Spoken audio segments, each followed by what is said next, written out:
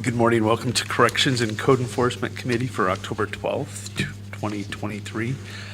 Present today are Lieutenant Ethan Vober, Interim Administrator Jeff Augsburger, and Code Enforcement Officer Chelsea Luce, along with Councilman Schramm and Councilman Hockett. Today, we're going to get a clean meeting in, no interruptions. Justin's not here. With that being said, Jeff, Ethan, go ahead and give council a report and the public a report on corrections.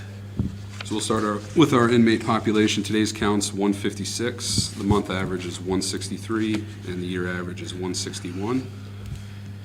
The only other topic we have to discuss is our generator.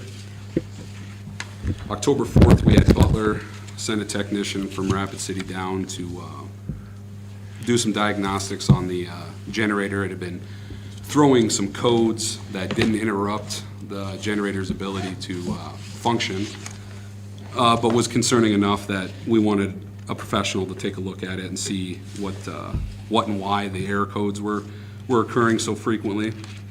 In the process of his visit, he found two critical things that in his opinion, need to be addressed sooner rather than later. The first one is a quote you'll see in front of you that's an automatic transfer switch that's down in our basement.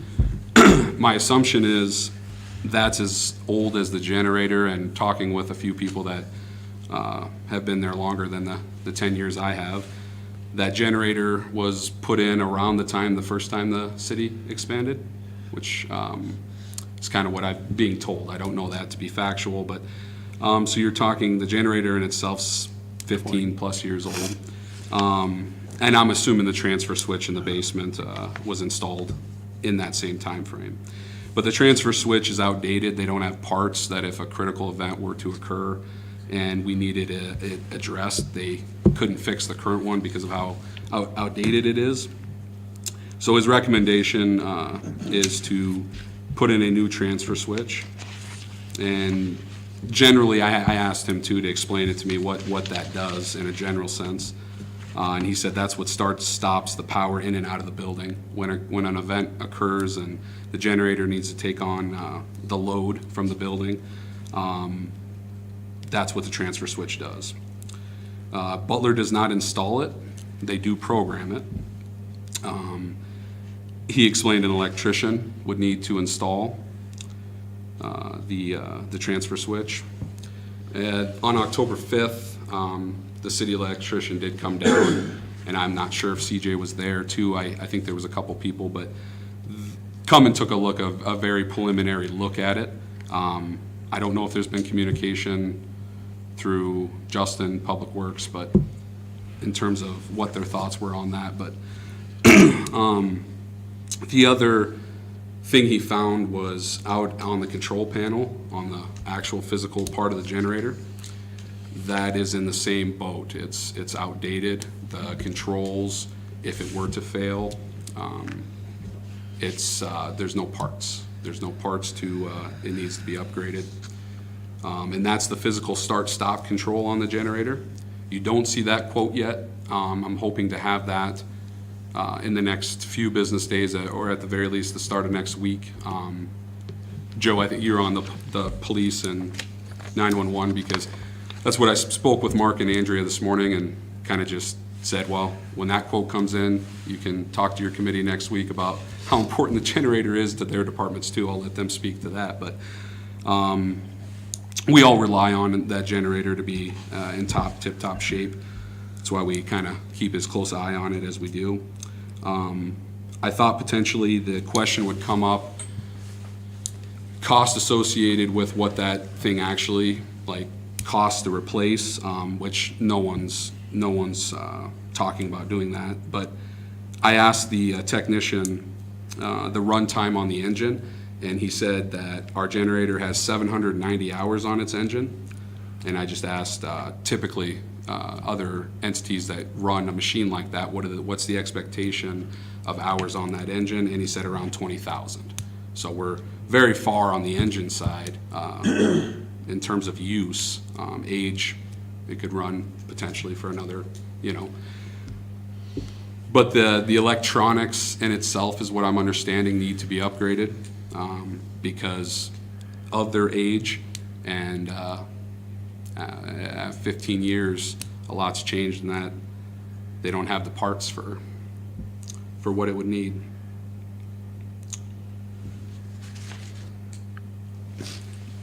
So I don't know, I talked to Justin briefly before he left. I didn't know if this constitutes an emergent area. Butler, it is a Butler machine. Butler is the one providing this quote. It's obviously over the dollar amount where we have to do some quotes and stuff, and I guess that's where I'm looking for a direction. 22 to 24 weeks out is originally the tech thought 6 to 15, but when the quote come in, 22 to 24. And I guess the important thing is it is working. It is, that needs to be stated. This Saturday, things worked just fine. Ethan was on duty, came in early to start the generator to make sure when the city power outage went out, everything went according to plan there. So the important thing, I guess, is it is working. It's just if we use hope as a tactic and just hope this thing Goes away? yeah, Yeah, that's not gonna happen, nor if we don't have a plan or, Are you gonna try doing this through the budget that was appropriated last year? So that's what's interesting is, given the lead time, It pushes into next year. it pushes into 2024. We did increase repairs and maintenance in 2024. I don't know the exact amount, but for the general cost of things going up and unforeseen things that you can never plan for, it would be an immediate hit that then hopefully could be managed. I think we put 75,000 in repairs and maintenance for next year. And if all of this were to come out of the jail's line for that, then we'll just do our darndest to manage the budget for the remainder of the year. We could encumber it and then hope that we don't have, major infrastructure to not exceed that line that was approved for 2024. Well, I think we definitely need to put this out for bids, that this No. is what we need, get it out there. I think this is proprietary, Brad. I'm gonna, what do you mean proprietary? The generator that sits on the facility is a Butler. Yeah, And so all the electronics that goes with it can be proprietary where you don't have to bid it. is that how that goes? Yeah, it's, when it comes to electronics and computers, which is an electronic, I guess, operating systems, because you've invested so much into that piece of equipment, you're allowed to move forward with a proprietary quote. That means if it's a Butler generator, you guys can move forward with them. You really, and what they're trying to do is prevent mixing and matching of different operating systems. Well, even if we didn't budget for it, this is something that I think is critical to have. And if we have to find contingency money or whatever, don't worry about it being in the budget. We need to get this thing ordered and take care of it, even if we have to cut staff. That's a joke, you guys. Helping you out there. We'll manage the repairs and maintenance line. But if at the end of next year, this is a note that needs to be made, and I agree with Councilman Schramm, that if you're not able to manage it through this, but I think we have to go forward. Okay. There's no wishing in one hand and hoping in the other. This is too important to our operations. You have full authority to go forward. If at the end of next year, this is a note that needs to be made, that council needs to be, that there needs to be a log of this conversation and any future conversation saying, we're willing to go forward at the end of next year if your budget is tight, because we don't know what next year will bring. Councilman Schramm and I believe Hockett's nodding, Councilman Hockett will get it from unappropriated cash if we have to. This is not something that I want to mess around with, and I'm hearing you Can. guys. Yeah. I mean, But it's not like it's gonna be a disaster if the automatic switch doesn't work. One guy with a flashlight has to go push a button, okay, and it'll start. But we don't wanna have that if we can prevent it. That's exactly right. And Yeah. we kind of got hit from both sides because the control panel where that button is also in need of replacement. You're right. They would both have to fail. The odds of that, let's hope, are 1% of 1%. But you're right. The button, that's what Ethan did on Saturday. He went out and started it preliminarily before the shut off, so we didn't take such a hit. The other step in this is obviously getting the quote for the control panel. We have the one for the transfer switch. It's going to be determining, and that's where we'll wait from the direction from Public Works. The city electrician was there. I'm not sure if he's confident, if that's something he can achieve, or if it's something we'll have to find someone to do. Will that be a similar cost on that other? Oh, yes, good question. Be similar? So I got a text message yesterday from him on the control panel. 10 to 12,000 was his rough estimate until we get the quote. The reason that one is so expensive is I don't think the control panel itself might be in that 4,000 to 5,000 range, but that is something that Butler will install themselves, and it's all the wiring that the labor to actually put in to replace it is what gets that to 10 to 12,000. But when that quote comes in, we'll make sure it's available for you guys to look at. But yeah. Any other good news? No, I joked with Ethan. I said, "Yeah, we get to go tell him that we had an unexpected tens of $1,000 thing we have to do, but cost of It's cost of doing business. yeah, cost of doing it and So being without confident." electricity down there, do our locks automatically open up? No, Do all the cells No. open? Nope. They can unlock. yeah, And you cannot unlock them? yeah. So if we have a power outage and a fire, we're up shit creek. We still have These a guys would be hustling. skeleton key, the backups, Very and then it is our standard operating procedure. Anytime there's any kind of electrical hit to the building, they go and secure every single door. They just immediately jump into a cell check, exteriors, just to make sure that, yeah, there wasn't any interruption with those electronic locks. Good. But other than that, no, I don't have anything else. Lieutenant, No more good news. nothing? Okay, thought maybe you had something this week. All right. We'll move on to Chelsea Luce with code enforcement. I've only got one thing for you guys this week. We're gonna have a conditional use come through Board of Adjustments on Monday night for 706 East Trip. It is our first modular requirement to be a conditional use after the changing of the ordinance, so that all modulars are now under conditional use in every residential zone. It's a very nice house. It's Jensen Design out of, I believe, Huron, but this house is being built at their Mitchell facility. Their full facilities in Mitchell now. Gotcha. That's awesome. So they're the ones building it. They've got Rex Winkle doing the concrete. Everything looks great. It's definitely gonna fit the specs of that area. That's that Britain edition out there. Oh, east, okay. Yep. Yeah, Yep. yep. So, Okay, It's the very good. furthest west lot on the Yes. northwest lot. yep. Gotcha. So that's been put in the paper and letters been sent out to neighbors. We did have a letter come back for our meeting, and we had Walter Britton at the meeting as well.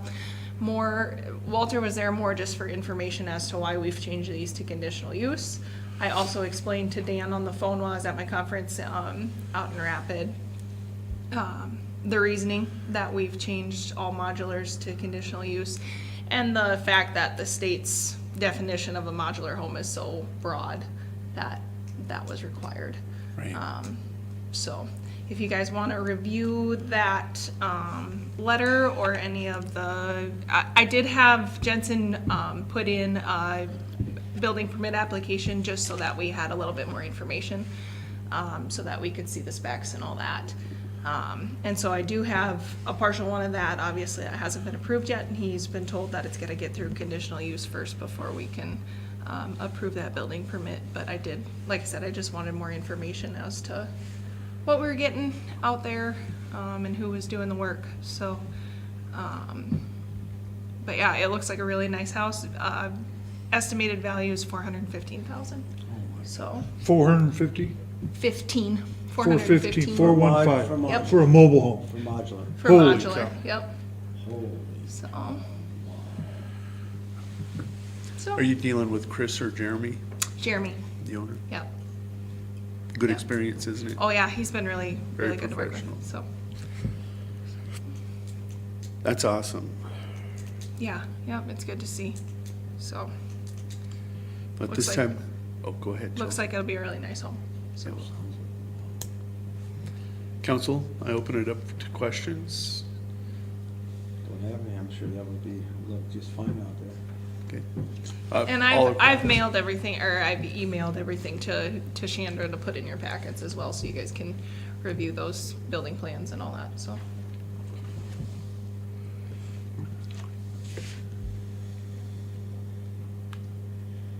But our commission was excited about it, so. It's beautiful. I've walked through all of their home plans. I've seen a couple of the ones that they put up in Corsica. Those are really nice, Yeah. so, Corsica Parks in Gregory, Mm-hmm. now winter. yep.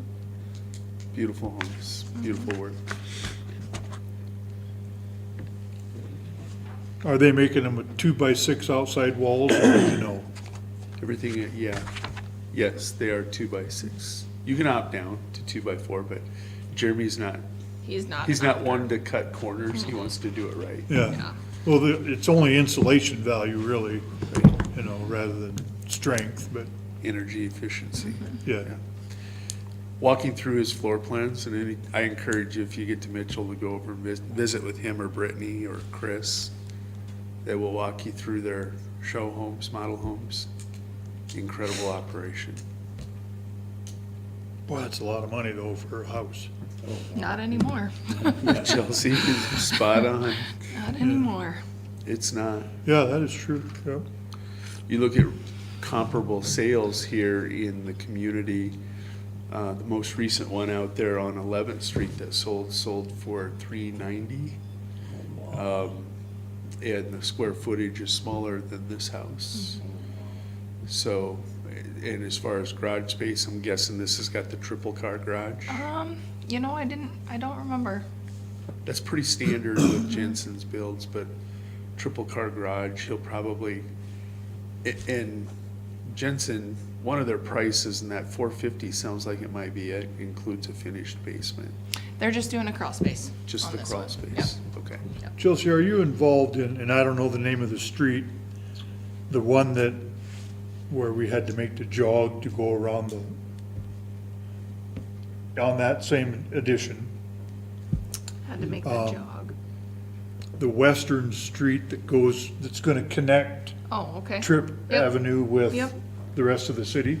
I'm, Are you familiar with what's going on there, or are no, we? that's not my department. That's all on Public Works Yep. now. Now that, originally, that department was part of the plotting and planning of it. Okay, That was before. that's why I didn't know if she had any information, because I just wondered, is all the electrical done underneath the ground now?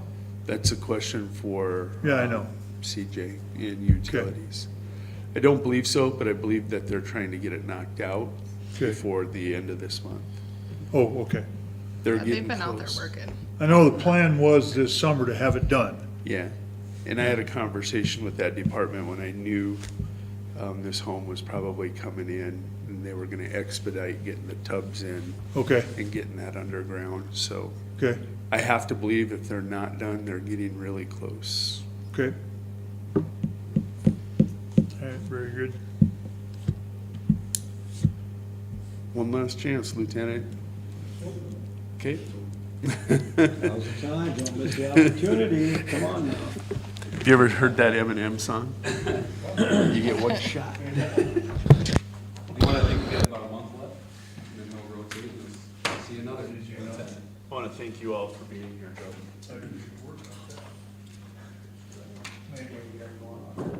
Oh, shit, I don't know. Yeah, no, they, Day to day. that's okay. Yesterday, I hardly got any